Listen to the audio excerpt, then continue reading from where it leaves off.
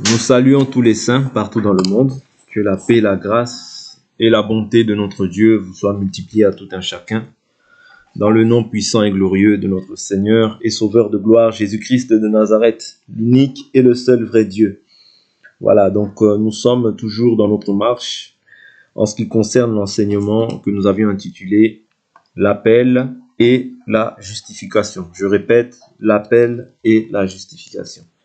Donc nous avions vu, selon le livre de Romains, qui était notre texte de base, que lorsque Dieu nous appelle, il y a une raison pour laquelle il nous appelle. Il ne nous appelle pas simplement pour faire joli, non, il nous appelle pour une mission en particulier, pour une œuvre que nous devons accomplir durant le restant de notre existence à vivre sur cette terre.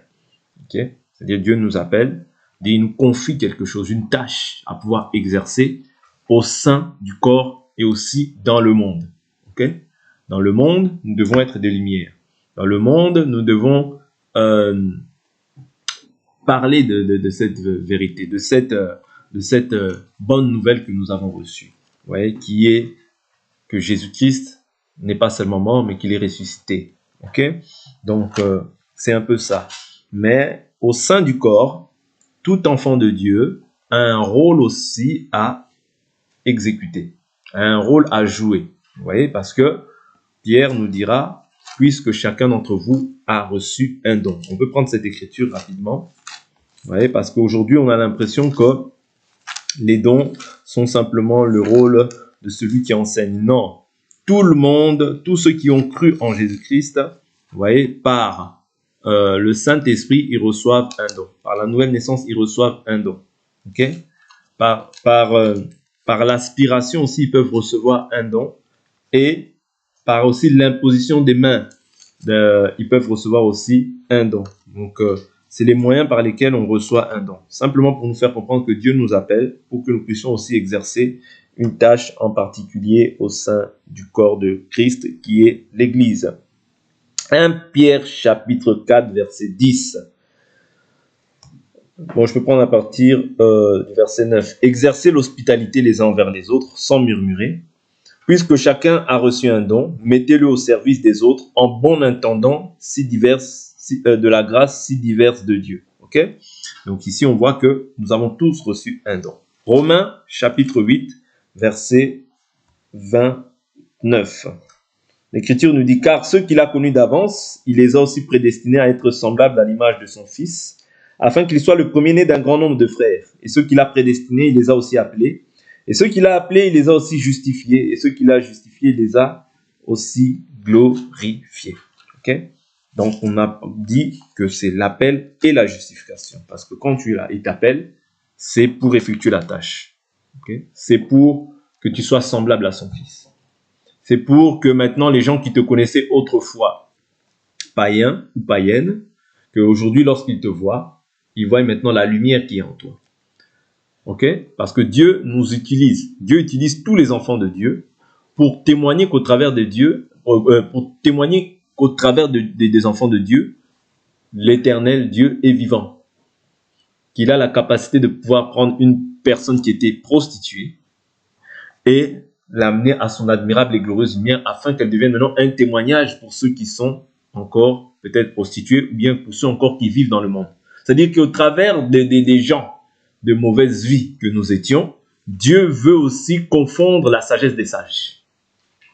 Vous comprenez? C'est ce qu'il est écrit dans le livre de 1 Corinthiens. Ici, j'essaie de toucher en fait plusieurs éléments pour nous comprendre en fait quel est le rôle aussi de l'appel. Pourquoi Dieu t'appelle? C'est important. 1 Corinthiens chapitre 1. Prenons le verset 17.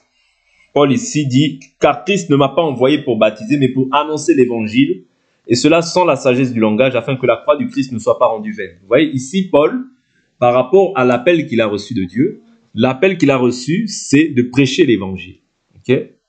Bien que nous croyons que la femme n'a pas le ministère de l'autorité, c'est-à-dire apôtre, pasteur, prophète, évangéliste, docteur, mais néanmoins, il y a diversité de dons au sein du corps. Il y a le don de parole de connaissance. Il y a le don de foi. Il y a le don de discernement des esprits. Il y a le don des miracles, le don des guérisons, la diversité des langues, l'interprétation des langues, la prophétie. Ok, ainsi que nous voyons le don de miséricorde. Nous voyons tous ces dons-là. Ok, la libéralité. Ok, et le don de parole de connaissance. Vous voyez, tous ces dons-là. Ok, don de parole de sagesse. Tous ces dons-là sont mis à la disposition de tous ceux qui ont cru. Et l'Esprit communique les dons à chacun en particulier comme il veut. Oui. Voilà pourquoi nul n'est question de regarder quelqu'un. Non, c'est l'Esprit qui communique comme il veut. Mais nous pouvons aussi aspirer aux dons. Oui.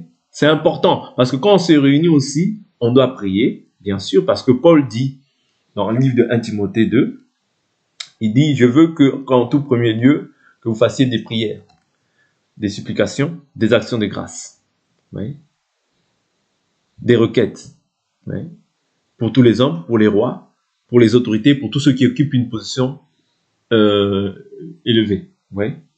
Donc c'est ça, c'est-à-dire qu'en premier lieu, nous devons prier, mais nous devons aussi aspirer au don pour l'édification, parce que ton don m'édifie, mon don t'édifie, oui. C'est afin aussi qu'on voie la puissance de Dieu, que Dieu est puissant parmi nous. C'est très important. Voilà pourquoi il faut aspirer aux dons. Il faut demander à Dieu les dons. Oui.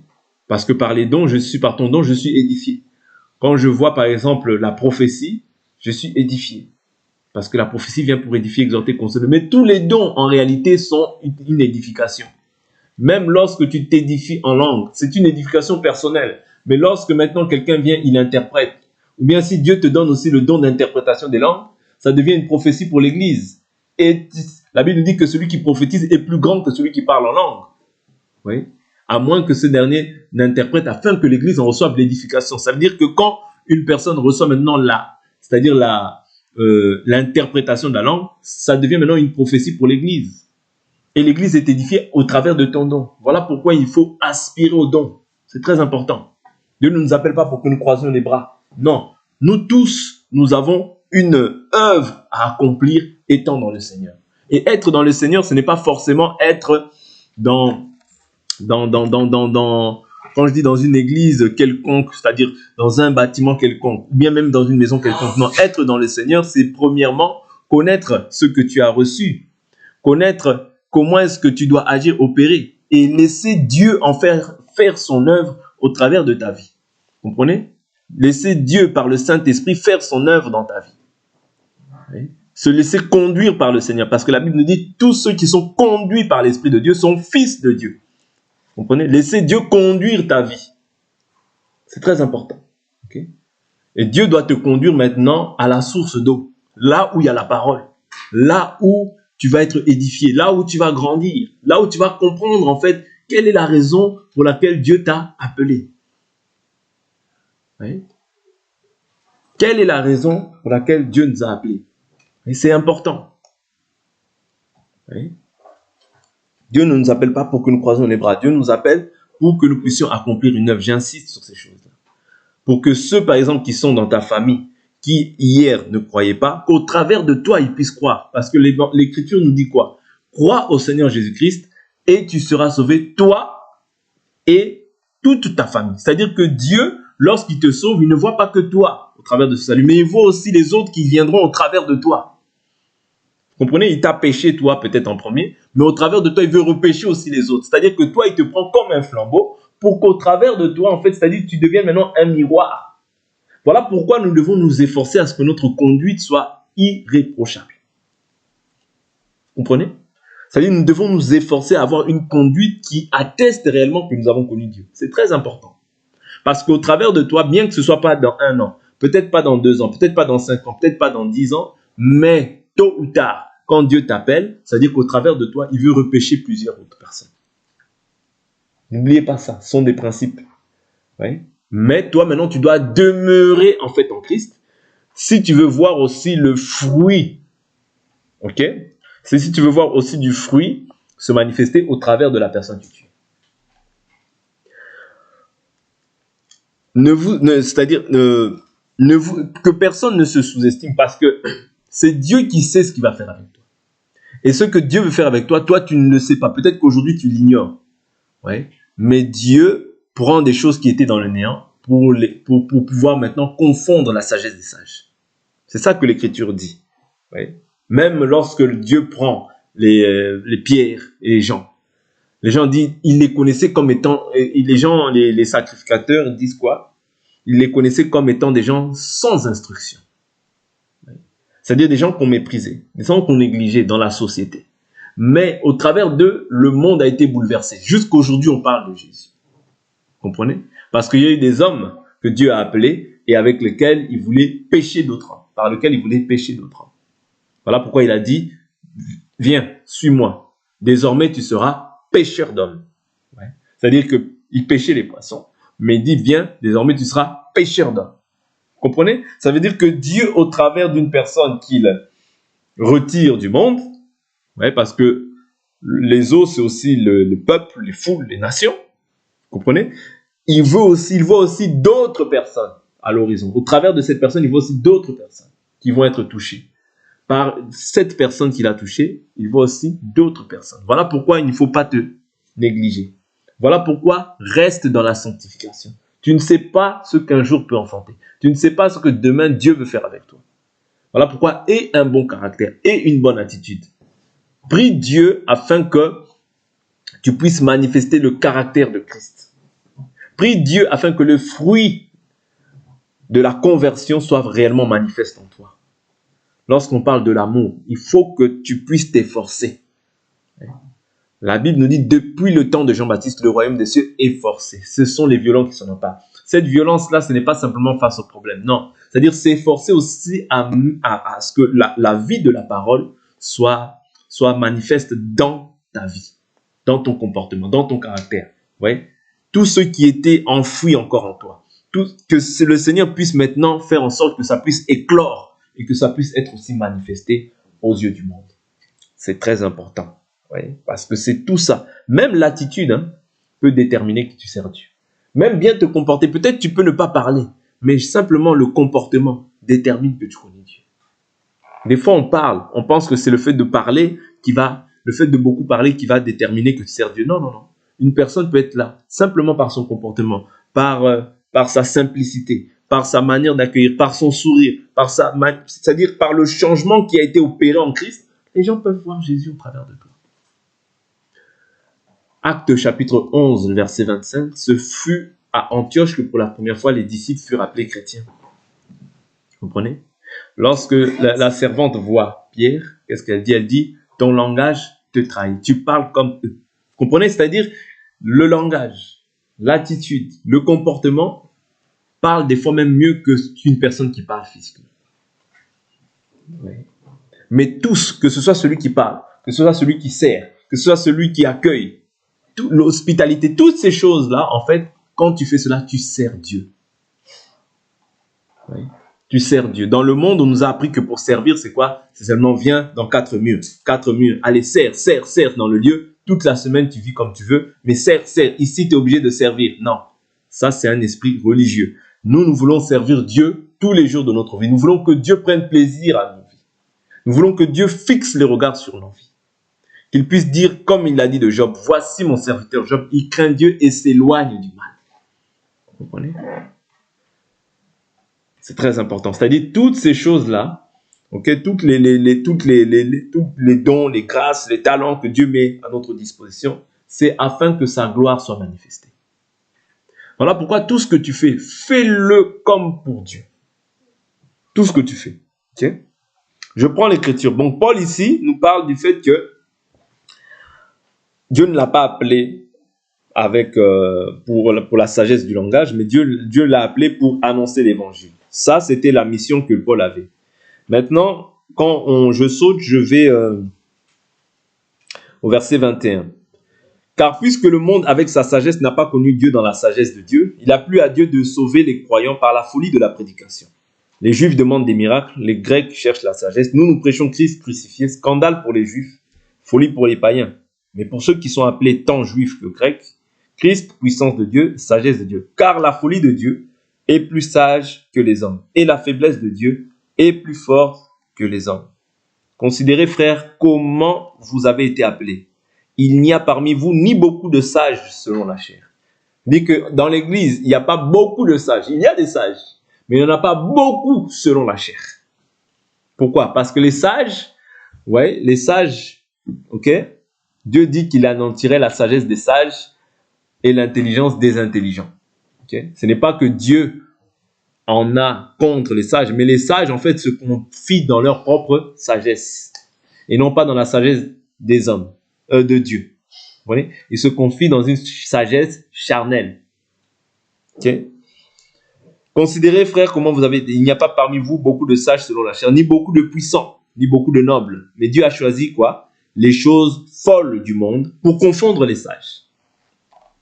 Dieu a choisi les choses faibles du monde pour confondre les fortes.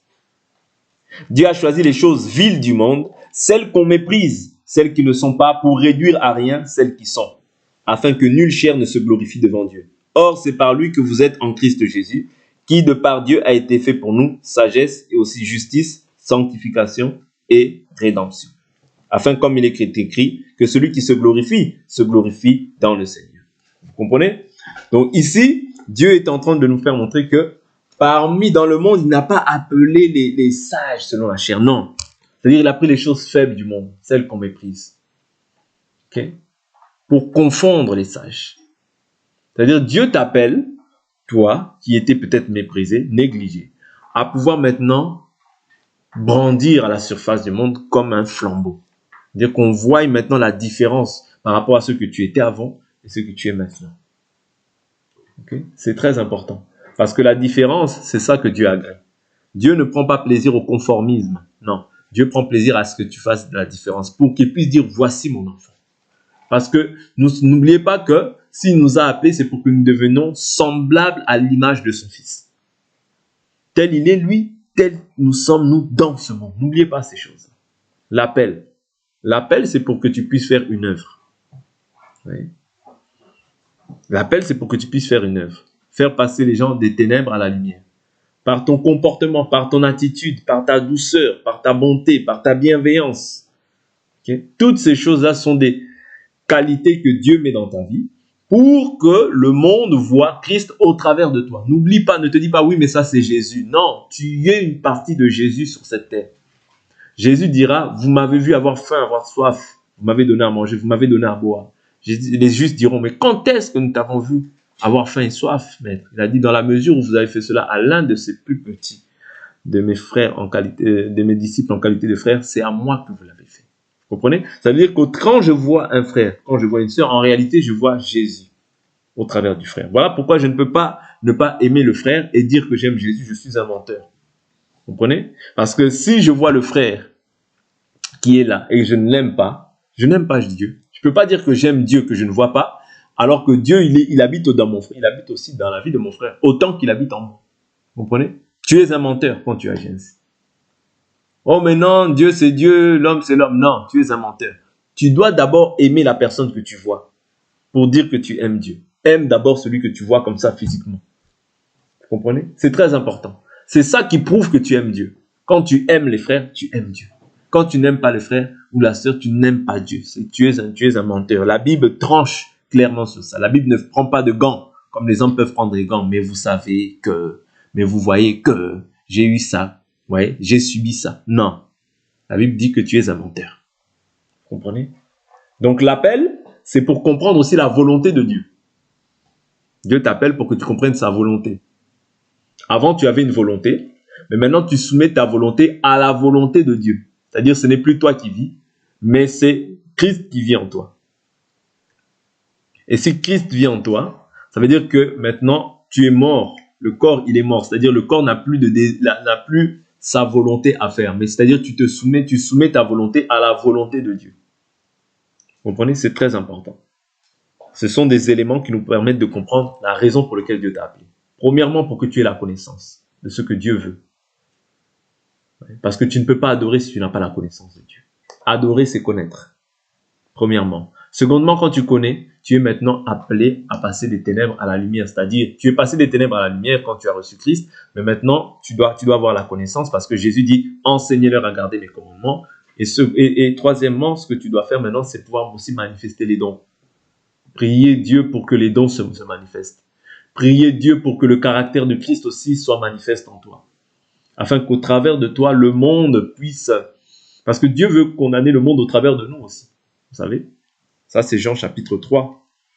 La Bible nous dit, j'aime beaucoup vous prendre cette écriture, au travers de nous, Dieu juge aussi le monde. Hein. Vous voyez?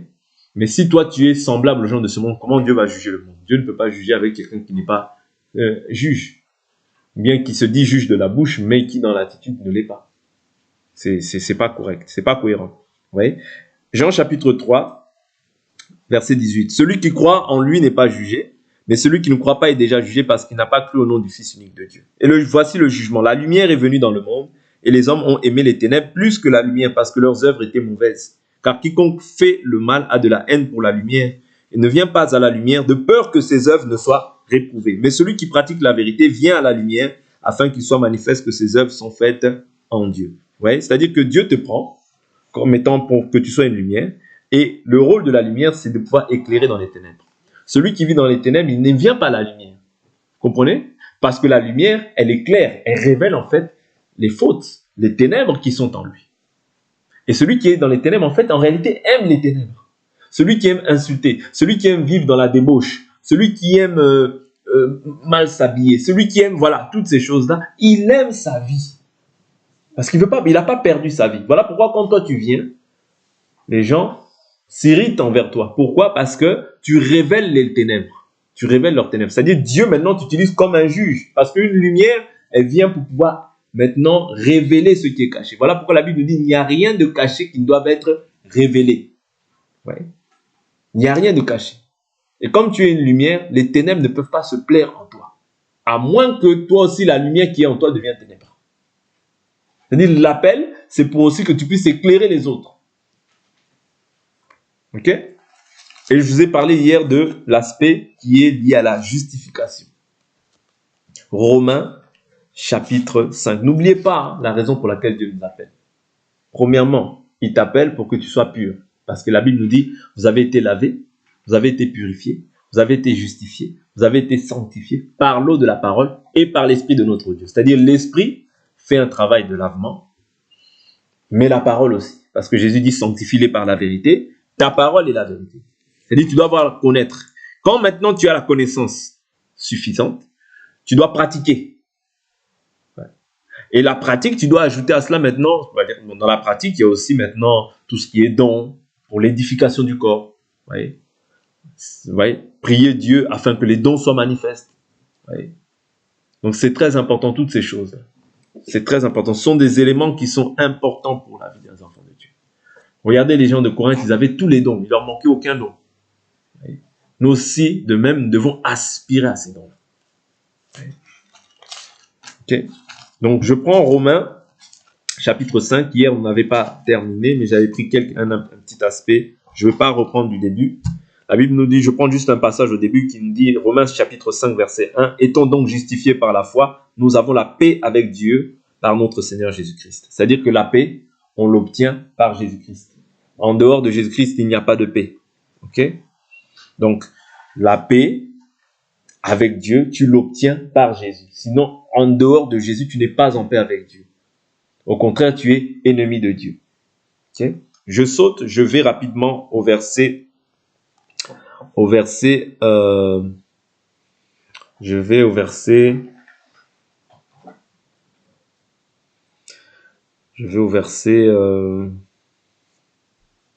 15. Je vais au verset 15. Bon, pour qu'on comprenne, je vais au verset 12, excusez-moi, veuillez m'excuser.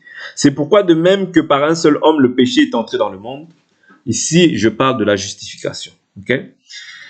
Et le péché est entré dans le monde, et par le péché, la mort, qu'ainsi la mort a passé sur tous les hommes parce que tous ont péché. Okay? Car jusqu'à la promulgation de la loi, le péché était dans le monde. Mais le péché n'est pas mis en compte quand il n'y a pas de loi. Okay? C'est-à-dire que avant même la loi, le péché était déjà dans le monde parce qu'un seul avait péché, c'est-à-dire Adam. Le péché, c'est-à-dire toute personne qui naissait avec la semence du péché. Okay? C'est ça qu'on appelle la loi du péché et de la mort. Mais aujourd'hui, en Christ Jésus, nous sommes sous la loi de l'esprit de vie en Christ Jésus. Okay? Donc tout homme qui naît de la chair et du sang obtient en fait, c'est-à-dire est sous le péché adamique. Voilà pourquoi nous parlons du péché au singulier et des péchés au pluriel. Les péchés, c'est les actes qu'on pose au quotidien. Le péché, c'est le péché originel d'Adam et Ève, parce que toute personne qui est issue de la, qui descend de la, qui est venue au monde de la chair et du sang, est impérativement maintenant ou automatiquement obtient en fait cette marque du péché. Ok? Je continue verset 13. Car jusqu'à la promulgation de la loi, le péché était dans le monde, mais le péché n'est pas mis en compte quand il n'y a pas de loi. Ok? Cependant, la mort a régné depuis Adam jusqu'à Moïse, même sur ceux qui n'avaient pas péché par une transgression semblable à celle d'Adam, lequel est la figure de celui qui devait venir. C'est-à-dire, celui qui devait venir, c'est Jésus-Christ. Mais il n'en est pas du don gratuit comme de la faute. Car si par la faute d'un seul, beaucoup sont morts, à plus forte raison, la grâce de Dieu et le don qui vient de la grâce d'un seul homme, Jésus-Christ, ont-ils été abondamment répandus sur beaucoup. Il n'en va pas de ce don comme du péché d'un seul homme. Car le jugement, après une seule faute, aboutit à la condamnation. Ça, c'est Adam. Oui. Après une seule faute, la condamnation s'est étendue à tous les hommes. Parce que tous ont péché et sont privés de la gloire de Dieu. Mais sont gratuitement justifiés par le moyen, comment? De la rédemption qui est dans le Christ Jésus. Ok? Il dit quoi? Car le jugement après une seule faute aboutit à la condamnation. Tandis que le don gratuit, après de nombreuses fautes, aboutit à la justification. Est-ce que vous comprenez? Le don gratuit, après de nombreuses fautes, aboutit à la justification. Ça veut dire que nous, tels que nous étions, nous avions de nombreuses fautes. Et même jusqu'aujourd'hui, étant sous la grâce, nous commettons aussi des fautes. Mais Dieu ne nous condamne pas. Vous comprenez? Voilà pourquoi je vous dis que n'apportez jamais votre justice. Mais reconnaissez en fait l'œuvre de la croix. C'est là où Dieu fixe les regards vers toi. Mais quand tu apportes ta propre justice, moi ceci, moi je ne fais pas ça, lui ceci. Non. Dieu va te confondre. Oui. Luc 18, je vous prends souvent ça. Je jeûne 2 fois la semaine. Je donne la dîme de tous mes revenus. Oui. Je suis juste. L'autre dit, Seigneur, prends pitié en moi, je suis un homme pécheur. L'autre ressort justifié. L'autre ressort non justifié. Pourquoi? Celui qui veut s'élever devant Dieu sera abaissé. Celui qui s'abaisse devant Dieu sera élevé. Et la Bible, nous avions vu hier dans Ésaïe 64, si je ne m'abuse, la justice de l'homme est un vêtement pollué devant Dieu. C'est-à-dire que Dieu ne regarde pas au fait que, bon, c'est bien de faire des œuvres, ok? Mais ce n'est pas ta justice à toi. Tu n'es pas justifié par tes œuvres.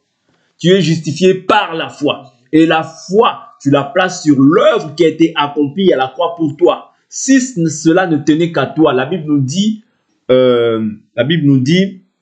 si Dieu gardait les transgressions des hommes, personne ne pourrait subsister au-devant de lui. Vous comprenez? Voilà pourquoi je vous dis ne ramène jamais ta justice. Moi. Je vous dis toujours que le moi déjà crée l'orgueil. Et quand tu mets le moi, ça veut dire que tu annules l'œuvre de la croix. Et si tu annules l'œuvre de la croix, Dieu ne peut pas prendre plaisir à toi. Est-ce que vous comprenez? Dieu ne peut pas prendre plaisir à toi. Parce que si ce n'est pas parce qu'aujourd'hui, Dieu a fait quelque chose de bien avec toi, que maintenant toi tu te regardes plus juste que l'autre. Non, tu te trompes quand tu agis ainsi. C'est-à-dire que tu mets tes œuvres au devant. Or que Dieu voudrait toujours que toi, lorsque même tu fais quelque chose de bien, et que si tu vois par exemple ton frère ou ta sœur faire quelque chose de mal, la chose que tu dois faire, c'est d'être compatissant, c'est-à-dire relever la personne. Ne pas laisser la personne dans le mal, parce que nous sommes un même corps, je vous dis toujours. Et dans le corps, toi tu ne peux pas vouloir que ton genou soit affaibli et que toi tu cours. Non. Ce qu'il faudrait faire, c'est quoi? La solidarité. que nous devons avoir dans le corps, c'est relever l'autre pour qu'on avance ensemble. Vous comprenez? Parce que ce n'est pas la volonté de Dieu qu'une seule personne se perde. Si toi aujourd'hui tu es debout, la Bible nous dit que celui qui est debout prenne garde de ne pas tomber. Et la Bible nous dit, quand même tu vois ton frère commettre un péché, reprends-le avec un esprit de douceur. Prends garde à toi, de peur que toi-même tu ne sois tenté. Vous comprenez? C'est-à-dire que Dieu n'exclut pas le fait que, parce que lui aujourd'hui il est tombé, que toi aussi demain tu ne peux pas tomber. Vous comprenez? Mais quand quelqu'un est orgueilleux, qu'est-ce qu'il croit? Il croit que, oh, bon, moi je suis debout, regarde lui, regarde lui, regarde lui. C'est-à-dire, il a tendance à taxer les autres. Il a tendance à pointer du doigt les autres. C'est un mauvais comportement. Je vous dis, Dieu ne nous attend pas à ça.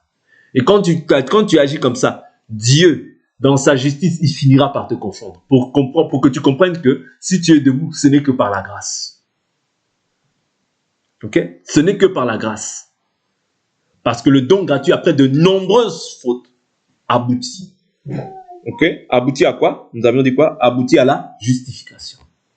Ça veut dire que Dieu, c'est simplement parce qu'il n'expose pas certaines choses peut-être qui sont cachées venant de toi.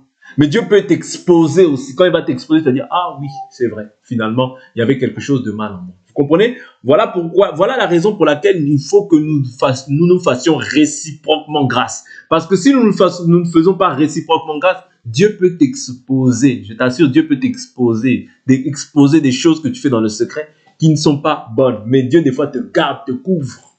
C'est pas pour autant qu'il agrée toutes tes voies. Non, parce que la Bible dit Dieu est un Dieu qui s'irrite en tout temps. Vous comprenez? Souvenez-vous bien de ce verset. Si l'Éternel gardait les transgressions des hommes, nul ne pourrait subsister au-devant d'eux.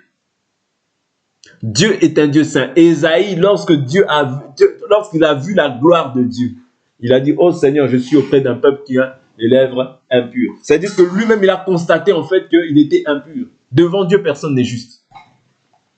Devant Dieu, personne n'est juste. Le seul qui a été trouvé juste devant Dieu, ce n'est que Jésus. Ce n'est que Jésus. Personne n'est juste devant Dieu. Vous comprenez? Parce que le don gratuit, après de nombreuses fautes, aboutit à la justification. Dieu ne regarde pas tes nombreuses fautes. Mais Dieu est compatissant et miséricordieux. Mais ce que Dieu ne veut pas, c'est-à-dire que par ce moyen-là, Dieu ne te pousse pas à aller maintenant vivre comme les gens de ce monde. Non. Parce que l'esclave ne demeure pas dans la maison, mais le Fils y demeure. Si le Fils vous affranchit, vous serez réellement libre. C'est-à-dire que la raison pour laquelle Dieu te délivre, la raison pour laquelle Dieu t'accorde son esprit, la raison pour laquelle Dieu te justifie, c'est afin maintenant que tu comprennes en fait que tu ne sois plus maintenant repartir dans ces choses-là. Pourquoi? De peur que tu sois esclave de ces choses-là. Et si tu es esclave, tu ne peux pas demeurer dans la maison. Vous comprenez? Mais simplement ici, je veux ramener vos pensées à vous faire comprendre que si aujourd'hui toi tu es debout, ne te glorifie jamais aux dépens d'une autre personne. Ne te glorifie jamais. Au contraire, si tu vois ton frère, ta sœur, tomber dans un péché quelconque, la chose que tu dois faire, c'est prier pour lui. La chose que tu dois faire, c'est jeûner pour cette personne. La chose que tu dois faire, c'est aider cette personne à se relever. Parce que nous sommes dans un même combat. Oui. Mais aujourd'hui, la chose qu'on fait, ce qui est triste et malheureux, c'est qu'on prend les armes pour détruire davantage nos frères. C'est-à-dire, tu vois le frère qui est en bas, qui est sur le point de mourir, mais tu veux le détruire davantage. C'est pas ça qu'on doit faire. C'est-à-dire que quand tu agis ainsi, tu fais l'œuvre du diable sans t'en rendre compte. C'est-à-dire que tu facilites même le diable. Tu facilites même, c'est-à-dire que le diable, c'est-à-dire, oh, diable, viens encore qu'on la détruise encore davantage. Non, c'est pas ça. Les sentiments de miséricorde et de compassion doivent nous animer, doivent remplir nos cœurs. Ok? Parce que si toi tu es justifié, Dieu aussi fait grâce à cette personne. Mais c'est pas parce que cette personne aujourd'hui manifeste une faiblesse que demain elle ne sera pas quelqu'un de puissant et d'utile pour Dieu. Ah oui, ouais. Parce que c'est ça, il faut toujours avoir cette pensée-là à l'esprit que Dieu lui a aussi fait grâce à cette personne. La grâce de Dieu, Dieu ne veut pas qu'il y ait une seule brebis qui se perde. Dieu ne veut pas, ce n'est pas la volonté de Dieu, qu'il y ait une seule brebis qui se perde. Voilà pourquoi nous aussi, étant en Christ, nous devons être animés de la même pensée. Bien, je vous dis toujours, même si tu juges, laisse toujours là, c'est-à-dire là, une portion aussi de compassion. ait toujours une portion de compassion. Et nous ne jugeons pas la personne pour qu'elle se perde. Nous jugeons la personne pour qu'elle puisse emprunter des voies droites, pour qu'elle puisse revenir sur le chemin. Mais tu ne juges pas la personne pour qu'elle s'éloigne, qu'elle s'égare définitivement. Non, non, non, non. Ça, c'est pas le jugement selon Dieu. Le jugement selon Dieu est toujours assaisonné de miséricorde. Même lorsque Dieu, l'Éternel, afflige, il a aussi compassion selon sa grande miséricorde. Ok? La justification. On est justifié pour aller jusqu'à la fin. Okay? Tous autant que nous sommes. Parce que nous sommes dans un même bateau. Nous devons arriver à bon port. Parce que Dieu ne t'a pas scellé de son Saint-Esprit en vain. S'il t'a donné, il a investi son esprit en toi, c'est pour que tu arrives jusqu'à la fin. Malgré tes fautes, malgré que tes fautes, malgré tes défauts, Dieu va te corriger avec le temps. Dieu va te tailler. Parce que nous devons tous arriver à la perfection. C'est ça l'objectif, la perfection. Et nous y arriverons. Oui? Parce que Dieu, lui-même, c'est lui-même, la Bible nous dit qu'il vous affirmera lui-même. Il vous affirmera lui-même. Il vous enseignera lui-même. Vous voyez? C'est-à-dire Dieu fera son œuvre dans votre vie. Tôt ou tard. Vous comprenez? Parce que Dieu a semé son esprit en toi. Et la Bible nous dit la parole de Dieu ne revient pas à lui sans pour autant avoir accompli ce pourquoi il l'a envoyé. C'est-à-dire Dieu a envoyé son esprit dans ta vie. Il a semé son esprit. C'est pour qu'il puisse récolter du fruit. Et le fruit, il doit le récolter. Parce que Dieu ne sème pas son esprit en vain. Non. S'il sème, c'est qu'il sait que ça, c'est une terre fertile qui produira, mais en son temps. Voilà pourquoi nous devons être patients. Nous armer de patience, nous armer de miséricorde, nous armer de compassion. Parce que ce n'est pas nous qui avons la capacité de pouvoir changer les hommes. La Bible dit que ce n'est ni par la puissance, ni par la force, mais c'est par ton esprit, dit le Seigneur. Ok? Donc je vais terminer là, je vais terminer ce verset, je vais m'arrêter là.